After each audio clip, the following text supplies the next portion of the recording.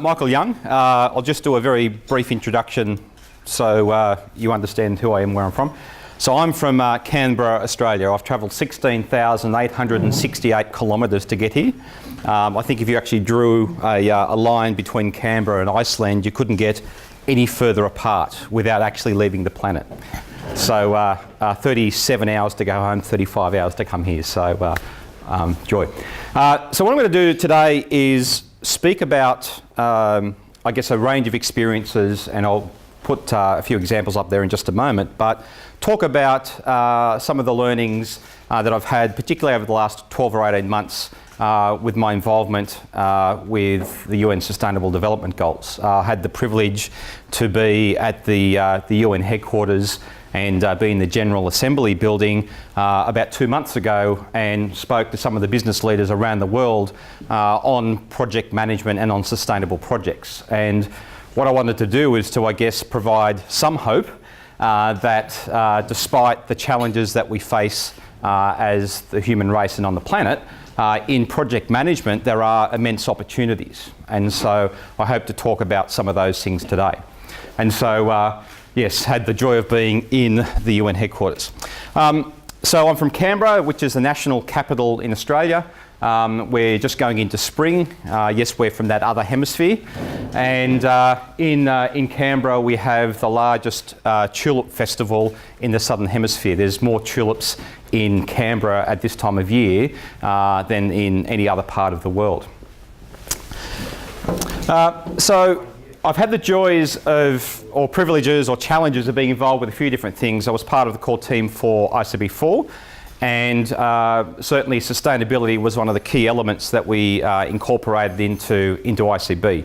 I've also had the privilege of working with a range of other bodies, including ISO. I'm currently on the board of the Australian Institute of Project Management, which is the member association in Australia. We have about 10,000 members, and I also am part of the IPMA Research Management Board and have been for the last 4 years. And so what I hope to do in the presentation is talk about some of the practical experiences and draw in some of the work that's being done around the world in this space. And yes, at the UN. So what I thought I'd start with is just a bit of a recap. Obviously, we had the dinner a few nights ago. We had some presentations yesterday, and particularly Yvonne's presentation about the 10 key drivers. So I thought I'd just recap on that to set the scene, to get us thinking about where we are.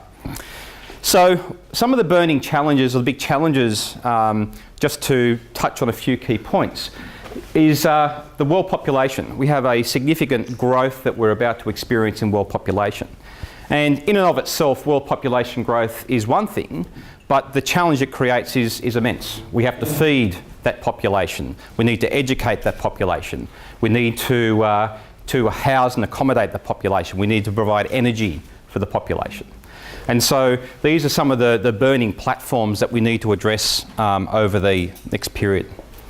Now, the challenge we have, though, is that we're currently using about 1.6 planet Earth's worth of resources. Okay, we're all project managers. We get the whole resource management, resource utilisation conversation. We're already using 1.6 planets worth. And so every year there's a day called Earth Overshoot Day. Okay, this year it was August 13th, I think it was. And that's the day in the year where we start to spend next year's resources. Okay, so we're now spending 2017's resources because we're past the allocation of resources for 2016. And so every year, Earth Overshoot Day gets 1 week closer to the 1st of January. So we're consuming more resources than the planet can provide. So this creates a challenge. And of course, we don't have 1.6 planets. Now, if we go forward and predict the 2050 view, we're going to get to 2 planets. Okay, so we're headed in the wrong direction in this way. So we need to stop. We need to not only stop the rate of progress, but we need to turn it around. But there's also a range of societal issues. Okay, we have, for example, in parts of the world, we have children as young as 6 years old working 18 hours a day to actually generate an income for their family. And so they're working rather than going to school and being educated. We have issues of pollution. Okay, and in this example here, obviously young boys collecting drinking straws to somehow recycle those. Okay, so we have significant issues around pollution. There's been numerous oil spills, too many to account for, and of course that creates an ecological impact. Now the other thing that most of you may not be aware of is that we've actually had the largest ever coral bleaching event in the Great Barrier Reef. So the Great Barrier Reef is off the eastern coast of Australia. It's the largest coral reef on the planet, and it's one of the 7 natural wonders of the world. Okay? 80% of the Great Barrier Reef was bleached 6 weeks ago. 80%. Okay? Now, at the moment, the scientists who are the experts in this space don't know whether the 80% of the reef will die or whether it will recover. For it to recover, it will take somewhere between 10 and 25 years to get back to where it was. What was the cause of this? Higher than average seawater temperatures. Now, the thing that was most concerning to the scientists is the most northern part of the reef, which is the most pristine, that there's never been bleaching events before. It was the section that was most damaged.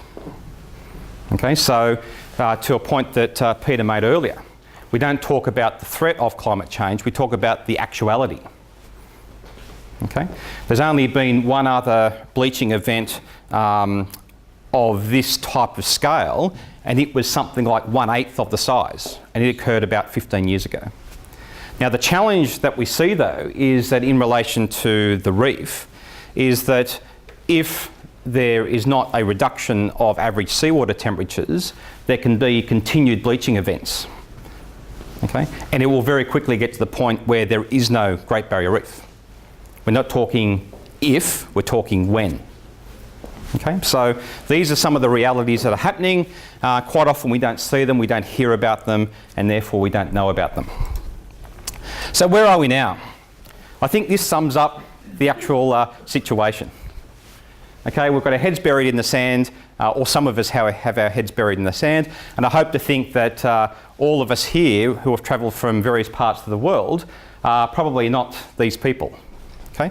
However, part of the challenge we have is that we have political leaders, this is a former Prime Minister of ours, making comments like this: coal is good for humanity, coal is good for prosperity, coal is part of the future of the world. Now, I'm not quite sure how much the coal industry put into his political campaign or not, but fortunately for Australia, we have significant coal reserves, and fortunately for Australia, a member of his party actually overthrew him as leader of the party and ousted him as our Prime Minister. Okay? So when you have the senior leader, political leader of the country making comments like this, why would anybody do anything that is out of whack with what the government's actually thinking and talking about? So, to a question that was asked, and I think Peter may have asked this question yesterday, what is sustainability? Now, this is the fairly typical view or common view that's spoken about when we look at sustainability. We're talking about people, we're talking about planet, we're talking about profit. And it's a combination of these elements that supposedly gives us a perspective of sustainability. Now, this is a fairly reformist view of sustainability, and the logic behind this is that what we're trying to do is balance all of these elements. Okay? No one element has priority over any other element. So what we're trying to do is to balance all of these things. The challenge, though, is that there are also other perspectives. Now, largely, many economies are practically adopting the Mickey Mouse model. You know, it looks like Mickey Mouse, the ears, and so on. And so the primary focus is on the economy. And when it comes to the environment, or when it comes to society, well, they only get prioritised if there's some financial or economic gain, or when it's convenient, or if it's great for marketing and public relations and to be seen as being a good corporate citizen. Okay? So Some people are proposing that instead of the 3 Venn diagram as sustainability being in the centre, maybe we should adopt more of a bullseye model, whereby sustainability is encapsulating of all elements. We're not having to make decisions of this versus that. Okay? Now, practically how that works, I'm not sure. Okay? But it's good to have that conversation. Now, in terms of research that's been done, there's a range of different types of motivators for sustainability. In our table group yesterday, we're talking about different industry, different drivers. Obviously, Yvonne spoke yesterday morning about some of the top 10 sort of, I guess, mega trends, the major drivers. Okay? However, in the discussions yesterday, we tended to talk about, well, maybe government policy and regulation is a key driver. If government sets policy, then we all must comply. But there's also a consumer view, okay? And certainly Sloan Management Review in this research, what they identified is that consumers have a significant influence in what companies do. So there's a growing movement of what's, and the concept is called a social license to operate. And what the premise behind that concept is that society and consumers make certain decisions. They vote with their feet, they vote with their wallet. And if they believe that a company is not doing what it should be doing, they won't buy those products. Now, we had a very interesting example at the start of the school year. Some of the low-cost department stores, they bought shirts and shorts for children for school uniforms. Okay, so our school year starts in February. And these low-cost department stores started to advertise school uniforms, $2 for a t-shirt. Of course, it's come out of the finest factory in Bangladesh or China. Now, what was interesting was here they are thinking, oh, this is fantastic, great marketing, we're all about low cost, and so this is going to be an absolute marketing dream. We're going to sell school uniform shirts for $2. Everyone wins. They cancelled their promotion within 22 hours. Right? They had over 1 million negative complaints on their Facebook page. It was a PR disaster, it was a marketing disaster. What was discovered was that very fantastic, $2 a t-shirt, what a bargain. But one of the, I guess, social commentators put up a photograph of the children working in slave labour conditions in the factory to produce those t-shirts. Okay? Now, there was no legislation involved with this action. There was no make some more money type or marketing or commercial benefit in necessarily this action. Okay? But the net result was that somebody they took exception to this particular activity, and they believed that the company's social license to operate should be removed. And they actually killed the product through a social media campaign in the space of 22 hours. Okay? So these things can happen, and they do happen. Now, what was interesting is that we can see here that customers prefer sustainable products and services, and smart organisations are going out and actually producing sustainable products. They're actually creating sustainable product lines and developing new product offerings based upon this growing consumer demand for improvement. I think it was Philips. They did a whole pile of web research, and they looked at what it is that consumers or their customers actually look for on their website. And what they discovered was that there were 2 things that were most searched on the website. One was what sustainable products are available, and the second one was how do I dispose of products once I finish using them. Okay? That were the 2 most searched topics on their website. And so there is actually a growing consumer demand for sustainable products. Now, the thing is, there's also a changing mindset and expectation, and one of the presenters, I think it might have been Gilbert, spoke about this need or this desire to change the thinking and change the mindset. And so Yale University did some research last year, and what they identified was that of these business school students, a proportion would prefer to work for a company for a lower wage, or they just wouldn't work for them if they weren't sustainable. Okay? Now, that's voting with your feet. Now, of course, one could sort of say, well, yep, fantastic, that's what they've said. Will they really do it? Okay, time will tell. Okay, but for them to actually commit in those sorts of percentages, perhaps there is a movement growing. 87% of consumers in the US believe that companies should value the interests of society as least as much as business interests. Okay, so once again, there is a shift in mindset. It's starting to happen. How big it is and how quickly it's growing, time will tell.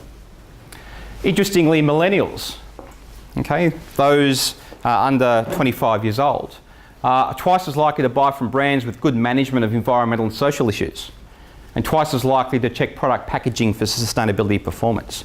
And so in the marketing world, there's been numerous conversations around what millennials are, what they like, what they dislike, how they buy, and those sorts of conversations are starting to shift the types of products that companies are producing.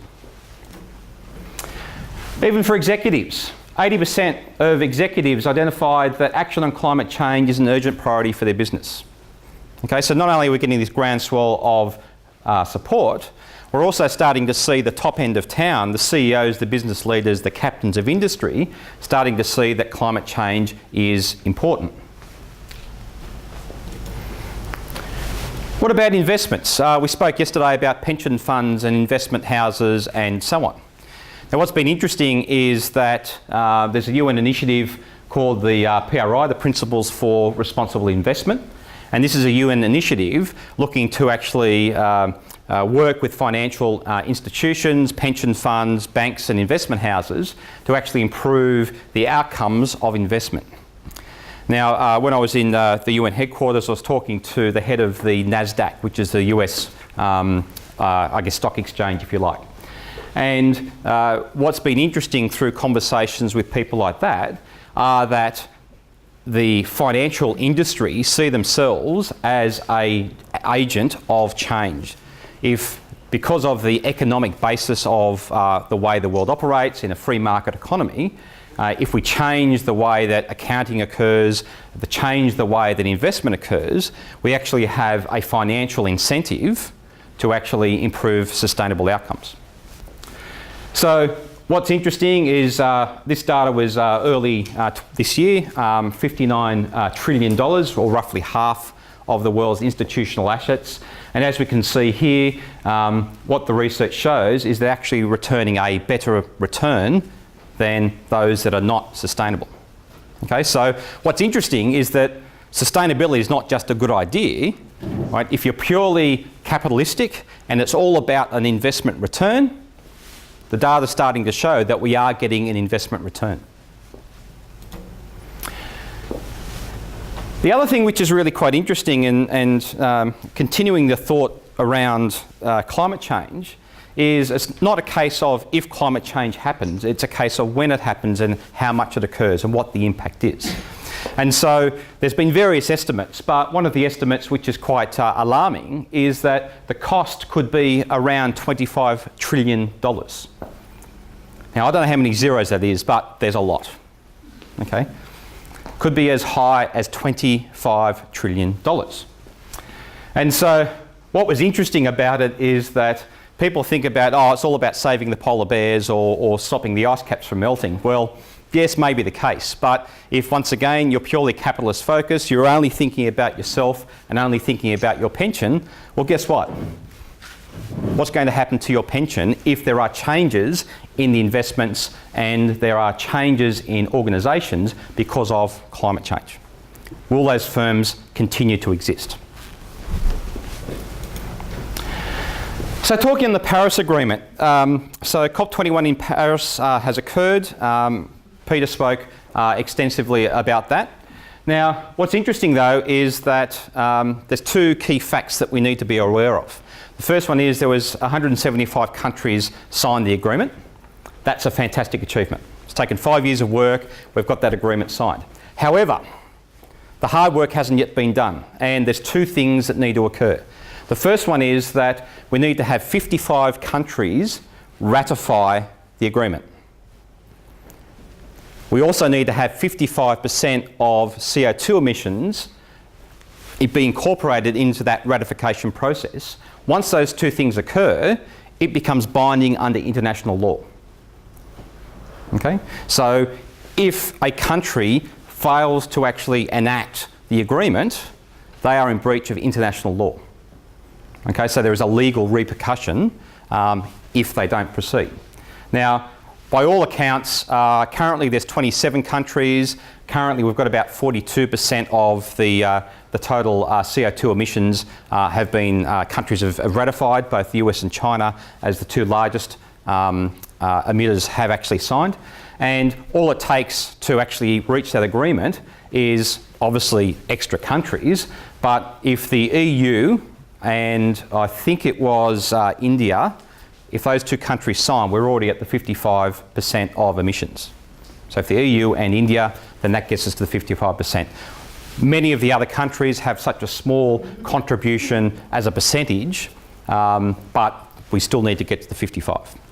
Now the second part, and it was a good point that, that Peter raised before, is that so what are we doing about it? What's going to actually happen? Now, there's actually a series of actions that are in process. And COP22 in Marrakesh in November, there will be a whole pile of more work done to actually implement particular elements. And of course, as we can probably join the dots already, we can start to see, well, who's going to be called on to make some of this happen? It's going to be us, the project managers. Now, here's just an example of the Australian type of scenario, but the same applies internationally, is that there's a series of stock takes or global stock takes that are required, and each country who ratifies or signs the agreement will need to actually capture and report on their greenhouse gas emissions, and they need to set targets, and that happens on a rolling 5-year basis. Right? Now, the challenge is that setting targets are really simple. Enacting the policy and economic levers to actually make that happen are slightly more complicated. Now for Australia, we need to have a reduction of 28% of CO2 emissions. Okay? And based upon what it's going to take to do that, what practically it's going to mean is that we either need to put in place a emissions trading scheme, a cap and trade system, or some other economy-based approach to actually reduce the amount of coal usage. The challenge that we have, of course, is that we have a large reserve of coal, and the great irony is, just as an aside, somebody in the southern part of Australia might go out and buy a Prius because they think they're actually doing the right thing for the environment, and they plug it into the wall and charge it every night and so on, and they're using brown coal to actually generate electricity to charge the electric vehicle. And so if you did the calculations, you actually would be doing you'd be doing more for the environment and polluting less by driving around in a V12 Bentley. It actually produces less CO2 emissions than driving an electric car, and that's being charged using brown coal. Okay, so when you actually start to expand out the thinking, may not quite work. So we have a long way to go, but we do have some plans in place and some things that are actually being progressed. Now, to me, this really sums up the scenario. There's no plan B because there's no planet B. And we're talking before at our table about the interesting thing about some of the science fiction movies of the 70s and 80s. And it's all about going out and colonising Mars or doing something else. Okay? And so the thing is that we're all on the Titanic together. And if we go shuffling around the deck chairs, we're still going to end up at the bottom of the Atlantic together. Okay? So what this takes is collective action. One of the challenges we've had in Australia is that because of the powerful coal lobby, we've found that the political will to make change has been fairly minimal. And the way it's rationalised is that the people who don't want to change say, oh, well, we only produce 1.2% of the global CO2 emissions. Of course, what they fail to actually point out is that Australia per capita produces the highest CO2 emissions of any OECD country. So it is going to require some pain, some change. So what's project management doing about this? Now, what's been really interesting, and I've just used the ISO 2100 as an example here to illustrate the point. What's been interesting is that a lot of the focus in the sustainability space has been in this sort of operations organisational strategy area. And Gilbert spoke yesterday about Unilever and the great work that they're doing, and there are many other organisations doing great things. And so we have ISO standards on environmental management and corporate social responsibility and energy and so on. But what's been really interesting, and I couldn't get my head around this when I was speaking to people at the UN only a few months ago, is that they couldn't understand what role project management has to play here. Now, admittedly, they're not from the project management background, so maybe they just don't get it. Okay? But when we actually had the conversation about what project management is, the role that project management plays, and how project management is a vehicle for change, and how project management is a vehicle for product creation, product development, they suddenly realised, hey, we need to get some of this project management stuff because this is a way that we can actually fast track the improvement in sustainable outcomes in our organisation. Okay? So the challenge is that this is largely the case. Okay, we largely have a Bermuda Triangle of sustainability in the project management space. Okay? But these sorts of conferences help to change that. The work that people like Gilbert have done, publishing and the thought leadership in that space are also helping to change the mindset, get us starting to think. So in a way, project managers drive everything. We're involved and integral to product development. We're involved with creating brands and marketing and infrastructure and all of these sorts of things. And so project managers have a vital role to play in actually improving sustainability outcomes, both for organisations, for society and for future generations. Now, what's interesting is that there must be something in this, because when you go and start to look at, well, what's happening out there in project management land, in terms of sustainability, there's some interesting sort of things that I've identified. There was a student, I think this was an ERNOT paper from 2015, identified that the number one trend in project management was green project management or sustainable project management. And so there's obviously some general evolution. People are starting to think about it, people are starting to write about it, people are starting to talk about it. Okay. So there is that mind shift starting to occur. In the US, Global Knowledge did a similar report, and they identified that aggressive planning of sustainability into projects and increased emphasis on CSR was number 3. There were different variants of Agile that were at 1 and 2. Okay, so if we think about it, Agile, we know what's happening there, we can see what's happening there. Well, sustainability is not far behind. And of course, there's a different view of something that Gilbert produced yesterday. We've actually seen a trend in the publication space towards sustainability or sustainable management of all projects. Okay, so we have seen an evolution in the academic publishing space as well. It's actually my picture. Yep, there you go. So it's also called Winery.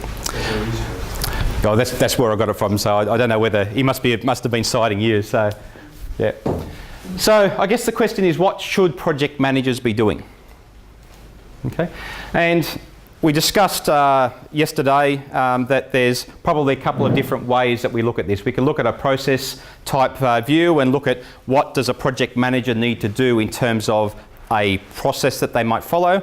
And if you are sort of wedded to the process view of project management, then we can change the way that we actually manage projects. But there's also the impacts that we create. And so regardless of what we're doing, we need to think about the outcomes and the impacts.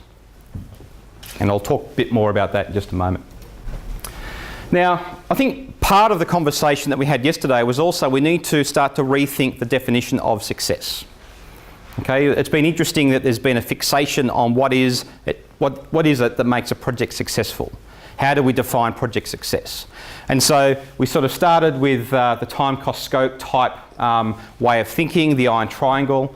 There's been sort of a bit of an evolution towards the incorporation of risk and value and benefits. Okay? But I think this is where we need to get to, is that we need to incorporate more than just the traditional measures. Okay? We need to think about environmental, we need to think about social, we need to think about economic. But we also need to look at how those things are applied in the context of a project. Not only in terms of the way we manage the project, but also looking at the impacts that the project has, or the outcomes that the project produces. So once again, this is the sort of evolutionary thinking, the change in mindset that we need to actually have. Now, there's been some great work done by two of our audience on developing the IPMA Code of Ethics. And the Code of Ethics has gone through a process of identifying a range of different actions and behaviours that project managers must adhere to. Okay. And so we can see here that we need to remain conscious of the possible consequences of our work. Okay. We shouldn't participate in activities that undermine or harm local communities or societies or economies. Okay. And so whether you believe that this is the role of a project manager or not, the IPMA has codified what it believes project managers should do from an ethical perspective. Okay? And so through vehicles like this, we can start to once again shift the thinking, getting people to start to stop and think about, well, as a project manager, what is my role? What am I ethically obligated to do? Oh, and another one there as well. More practically though, we can talk about concepts, we can talk about ethics, we can talk about principles.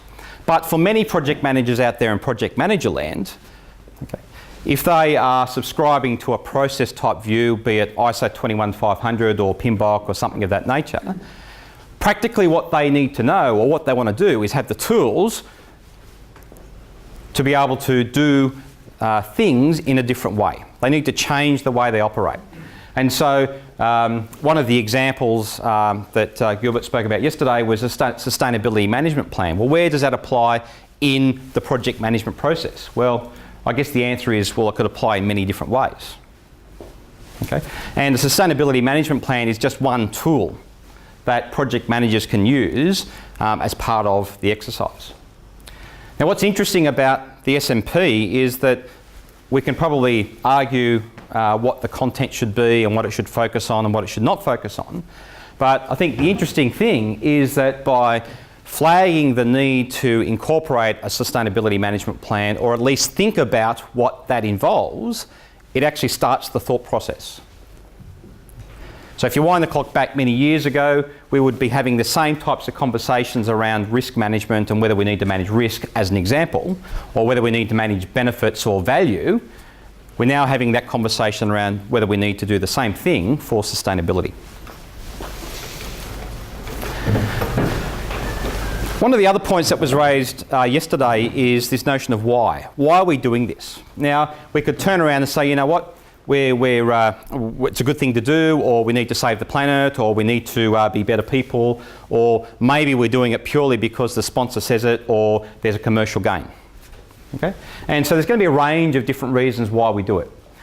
I guess the way I look at it is that as change agents, project managers have a unique opportunity. Okay? And I'll look shortly at the Sustainable Development Goals, and we can look at where the opportunities might lie and how project managers can practically make some of these changes.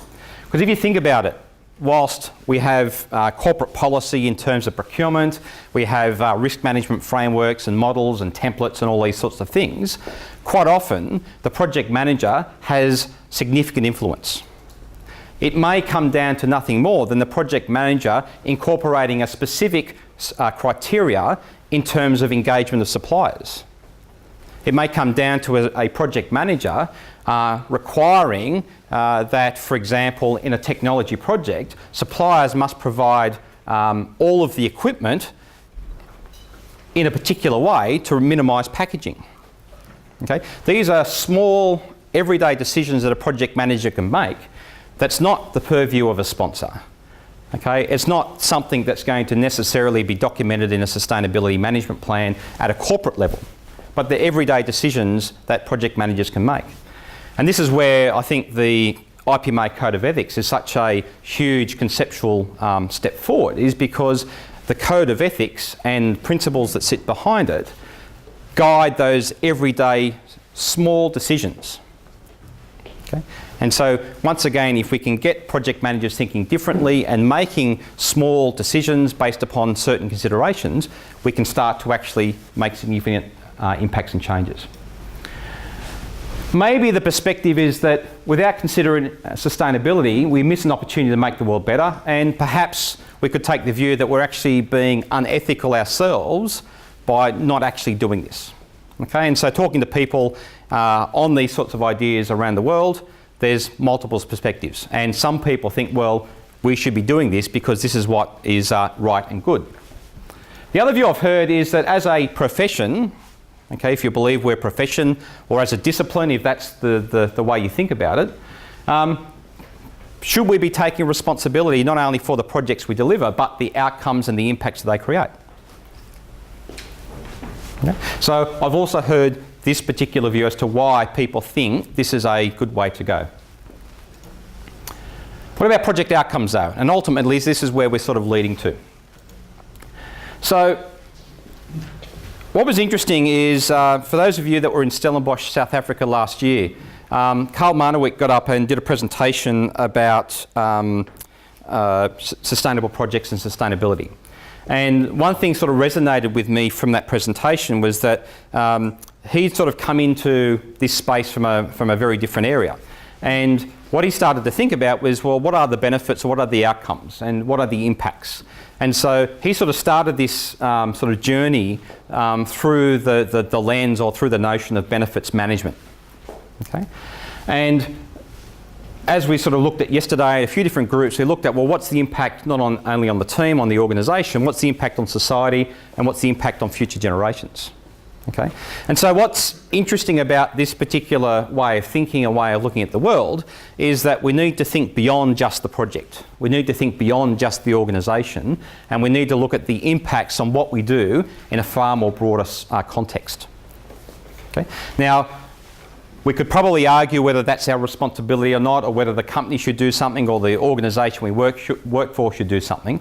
But if we don't at least start to think about that and start to consider that and start to examine the impacts of what our project will have in relation to the environmental society or even future generations, are we actually missing the point? Okay? So once again, we've got a mind shift that's actually needed here. Now, in 1st of January this year, the UN Sustainable Development Goals were formally, enacted. The agreement was signed in September last year, and they take over from the Millennial Development Goals. Some of you may have heard of the Millennial Development Goals. And so the SDGs are the 17 goals and 169 targets that have been developed through collaborations with many different countries, with government, with industry, with not-for-profits, and people from all different walks of life. And the idea is that we have a common set of targets and goals that we should all collectively be working towards and hopefully achieve in 2030. Okay. Now, as we can see here, Peter mentioned climate change is one of the 17, and I'll look at some of these in a bit more detail. But the idea is that if we have a set of common goals and we have some specific targets, it provides a rally point around which we can all collectively work and improve society or improve the planet. Or perhaps save ourselves from inevitable destruction. So it provides a rally point. Now, what's been interesting as part of this exercise is that there's a group of Nobel Economic Laureates at the Copenhagen Consensus Centre has actually done a whole pile of economic analysis. Okay, they've gone through each one of these 169 targets, and they've categorised the targets as outstanding through various categories down to poor. And what they identified in a particular report, and there was two Nobel laureates who were the authors of this particular report, they identified that collectively across all of those 169 targets, right, $15 of good for every $1 being spent is the outcome, is the benefit. Okay? So the reason they've gone through this particular process is they wanted to understand, are all of these particular targets equal? Are there particular targets which should be focusing more time and effort on? And given the fact that we've got 169 of them, which ones are more important? How do we prioritise? Because the challenge is that with 169 targets, it's like you're trying to, do everything. And because you try to do everything, in fact, you end up doing nothing at all. So they went through this particular process, and I'm going to share some of their findings in just a moment. Now, in terms of Goal 13, climate change, the way that the SDGs are written is there's obviously that sort of sexy marketing type graphic that gives us an overview of what the SDGs are. There's a goal, and in Goal 13, it's take urgent action to combat climate change and its impacts. Okay.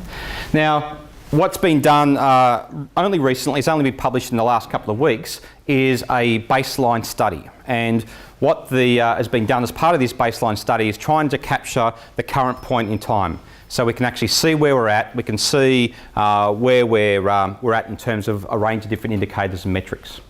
Okay? So we then have a basis to measure any progress. Now, just as an aside, one of the examples we speak about is Solomon Islands. Now, Joel Carboni, who many of you may know, he'll actually be going to the Solomon Islands to meet with the UN and with the Prime Minister of the Solomon Islands. They're going underwater. Okay? They have a whole pile of development issues, they have a whole pile of energy issues. One of the reports I was reading only last week is that there's 5 island continents or island countries in the Pacific. Kiribati is likely to be the first country that will cease to exist because of rising sea levels. Now, there's different calculations and different models, but I think it was last year, the Kiribati government went and bought 2,000 acres in Fiji to be able to repopulate their citizens. They need to repatriate them out of Kiribati once the island goes underwater.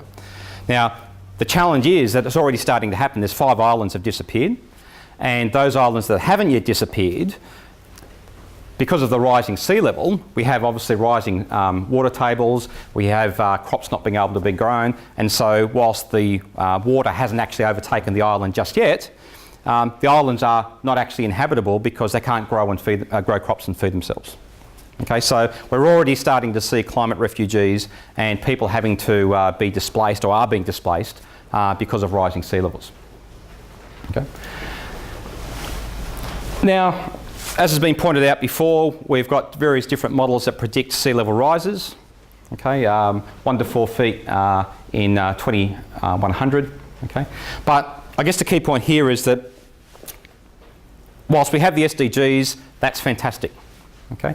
What's been really interesting about this whole process over a period of 5 years, the UN Global Compact has identified that business plays a very critical role in this.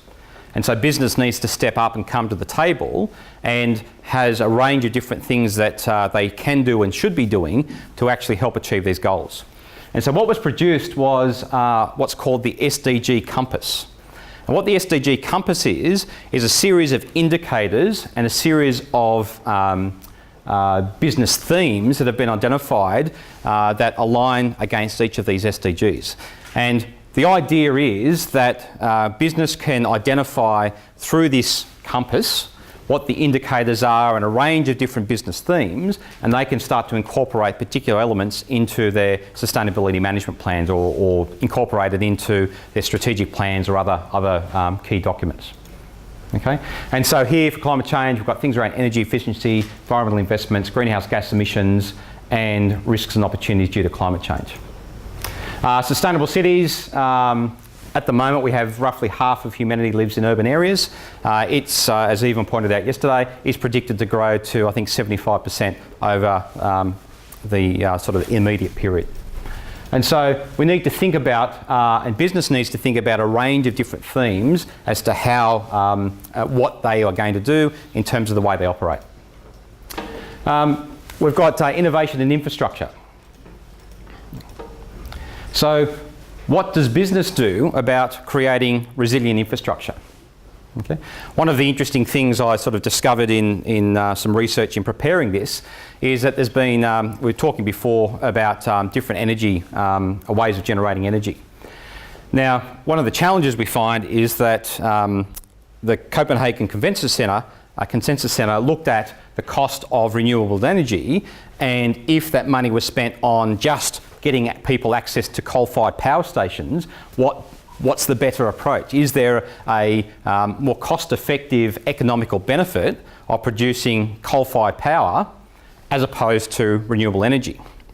Okay, so people are starting to look at trade-offs between these different sorts of things. Now, of course, the challenge that creates is high population, high demand for energy, and then if we're using coal and other fossil fuels to generate that energy, we then end up with an increasing rate of CO2 type pollution.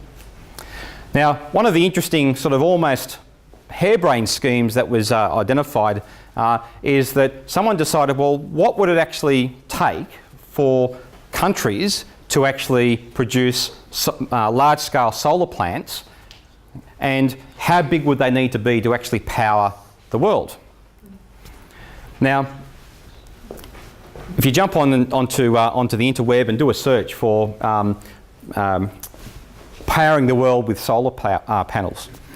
So I think there was one case that actually was not necessarily economically viable, but there was a case that was looked at in Australia. You could actually build a solar plant of around about 250 kilometres by 250 kilometres in the middle of the desert, and Australia's pretty big. We've got lots of desert. We also have an incredibly large amount of sunshine. What would it actually take to do that? And what they identified is using this or creating this solar plant, which was 250 kilometres by 250 kilometres, you could build an array big enough to actually power the entire Earth, just from one large-scale power plant. Now, practically there's a whole pile of issues with that, because how do you transmit the power around the other side of the world, and with transmission losses and all of those sorts of things, that's practically not going to occur. Whether it's economically viable is a whole other issue as well. But what's interesting is that people are starting to think outside the box and think, well, is there a way that we can actually deal with this? And if we just blue sky it for a moment, how big does a solar panel need to be, or solar plant need to be, to actually generate enough power? Okay. Now, as I say, people are starting to think about different ways of approaching it. Now, the other thing that's been incorporated as part of the SDGs and the SDG compass is a series of indicators. And now here's goal 1, end poverty in all its forms everywhere. And we have 4 targets identified here. Okay, so we've got 17 goals, 169 targets, but we also have a series of indicators. And the idea with the indicators is that also linked to this is specific measures that we can actually capture and calculate to see whether we're actually on track or not. Okay? Now, once again, you might agree or disagree with the specific indicators, but at least it gives us a way of actually keeping track and measuring whether we're actually on target or not, or whether we're going to achieve the actual goals or not. So why are these things important?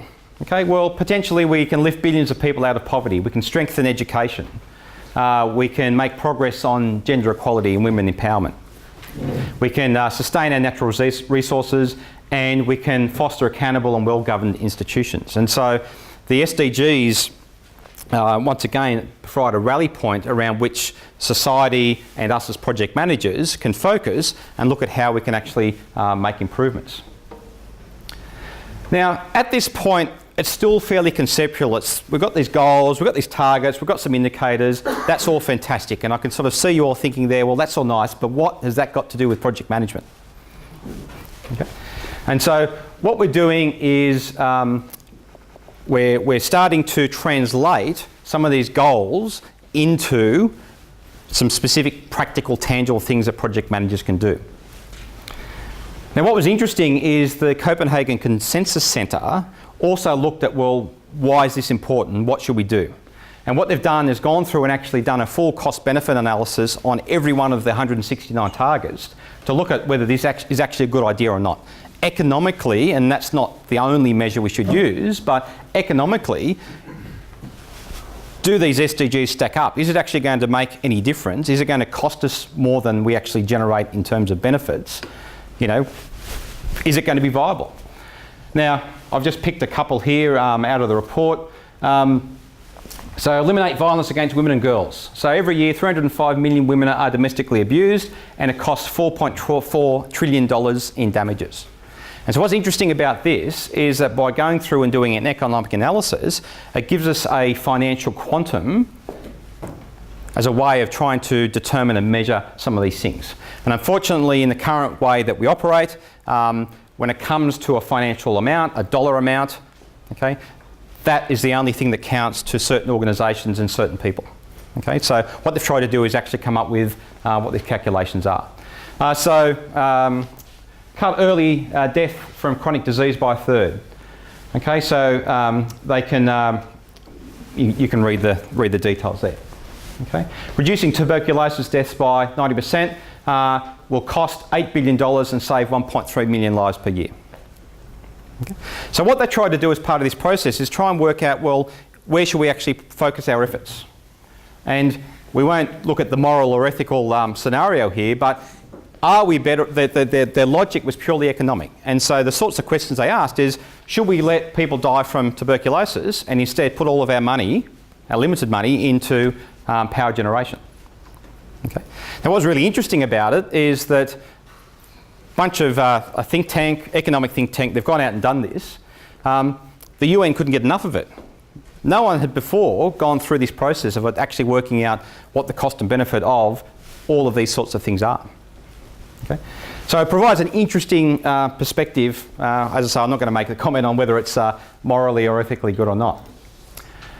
When it comes to phasing out fossil fuel, this particular group have done is identified, well, based upon their analysis, it's actually more financially advantageous to get rid of fossil fuels than to keep them. Okay, because of the large amount of government subsidies that are currently in place in various countries in terms of electricity generation. Okay. Now, what this doesn't say, of course, is, well, what's the net impact on the individual, what's the cost of power and all of those sorts of things. They haven't looked at that particular analysis, but what they've just done is look at each of these things in isolation. So reducing trade restrictions. Each person in the developing world will be $1,000 richer by 2030, lifting 160 million people out of extreme poverty. And it's only going to cost $20 billion a year. What a bargain. Okay? And so on and so forth. So what GPM has done is to incorporate the Sustainability Development Goals, the UN Global Compact 10 principles, and so on, to produce a standard called P5. Okay, Tom made a comment before, we've got P's everywhere. Okay, what P5 actually stands for is people, planet, profit, as we can see here, processes and products. Okay, so what we're trying to do is incorporate the three main P's of sustainability with the project process and the product outcome or output. Okay, so look at all of those things together. This is just in the process of being updating. It hasn't yet gone through the final edit, and it is available, will be available shortly. But the previous version, just to give you an idea of who's looking at this and what's being done, it's been downloaded over 20,000 times from 147 different countries. 76% have claimed that they've put P5 into practice. We've got no way of determining whether that's actually been done or not, but that's just self-reported. They're saying that they have downloaded it to learn about how projects and sustainability converge, help to measure projects with sustainability for research, and some of them have pursued certification. It's a fairly interesting mix of where it's come from, and the thing which was quite interesting is 93% who have adopted the particular standard and put it into place have seen a tangible increase in project performance.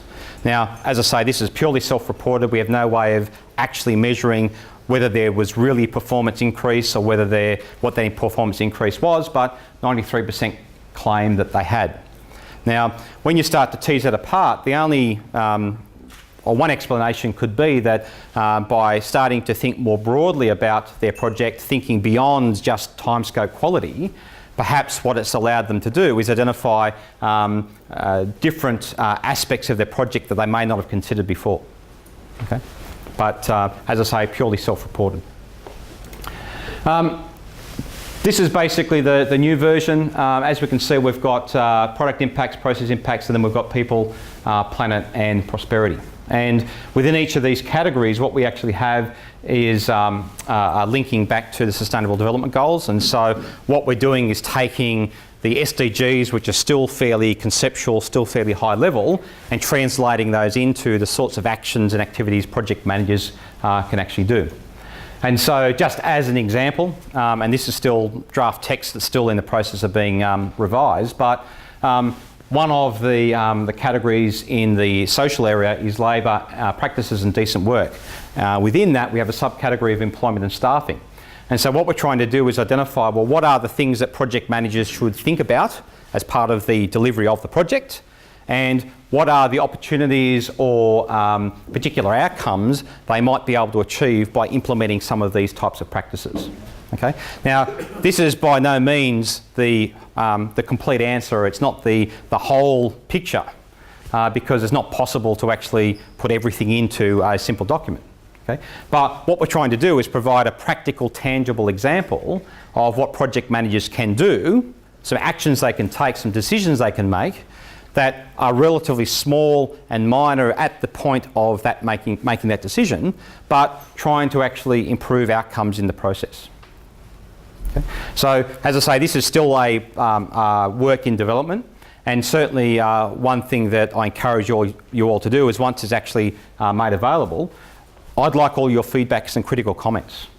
Okay, if there's things that don't make sense, if there's things that are missing, if there are things that are need improvement or require further refinement, let's hear it. Okay, what we're trying to do with this is put a stick in the sand, a line in the sand. This is by no means going to be the complete answer or perfect by any means, but it's something. It provides guidance to the many millions of project managers out there in project manager land, and what we're trying to do is provide something that provides some practical guidance for project managers to change that thinking, to shift that mindset.